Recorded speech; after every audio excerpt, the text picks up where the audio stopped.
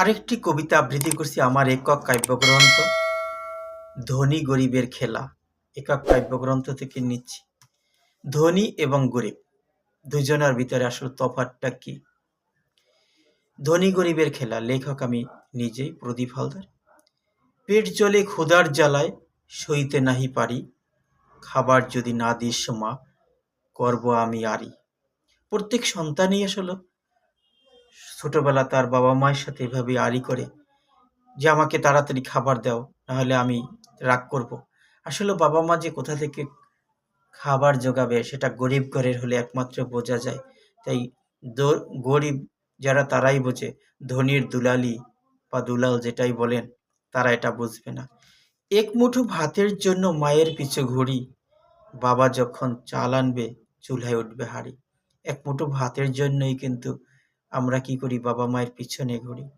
গরিবের পেটে ক্ষুধা মিটে খাবার খেলে, গরিবের পেটের ক্ষুধা মিটে খাবার খেলে, কোটিপতির ক্ষুধা মিটে না দুনিয়ার সব পেলে। গরিব শুধু খাবার পেলে বেজে উঠে স্বর্গের সুর, আনন্দে ভরিয়া উঠে মনের ময়ূর, আনন্দে মেতে উঠে মনের ময়ূর।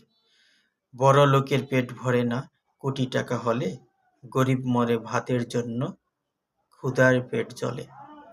কোটিপতির টাকার পাহাড়, আছে বাড়ি গাড়ি, আছে কত ফ্ল্যাট বাড়ি, থাকে শত নারী। যার যত ধন আছে সে চায় আরো, টাকা করি লুটে পুটে খায়, ধার ধারে না কারো। কেউ বা লুটে টাকা করি, কেউ বা ঘুষ খেয়ে, ওদের তবুও পেট ভরে না কোটিপতি হয়ে।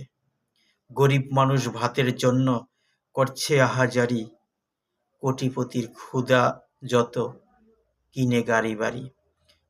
গরিব মানুষ ভাতের জন্য করছে আহাজারি, কোটিপতি ক্ষুধার আছে ক্ষুধা যত কিনে গাড়ি বাড়ি। গরিব মানুষ শুধু ক্ষুধা তাদের দুমুঠো ভাতের জন্য, আর ধনীর ক্ষুধা হচ্ছে গাড়ি বাড়ি কেনার জন্য। জগৎ জুড়ে থাকতো যদি ধনী গরিবের সাম্য, পৃথিবী আরো সুন্দর হতো, থাকতো না কোনো বৈষম্য। এই পৃথিবীতে যদি ধনী এবং গরিব কোনো বৈষম্য না থাকতো, যদি সাম্য থাকতো, যে আমার আজকে কোটি টাকা আছে আমি গরিবরে কিছু বিলিয়ে দেব, তাহলে আসলে আমাদের এই কেউ গরিব থাকতো না। সবাই আমরা একসাথে এগিয়ে যেতাম, একসাথে চলতাম এই পুরো পৃথিবীতে। গরিব বলে কেউ থাকতো না, সবাই সমান হয়ে যেত। কিন্তু কেউ কোটি কোটি বিলিয়নকে টাকা, আর কেউ দুমুঠো ভাতের জন্য সংগ্রাম করে যাচ্ছে, ঠিক মতো দুমুঠো ভাত তারা পাচ্ছে না। শুভকামনা সবার জন্য। কবিতাটি ভালো লাগলে অবশ্যই শেয়ার করে দিবেন।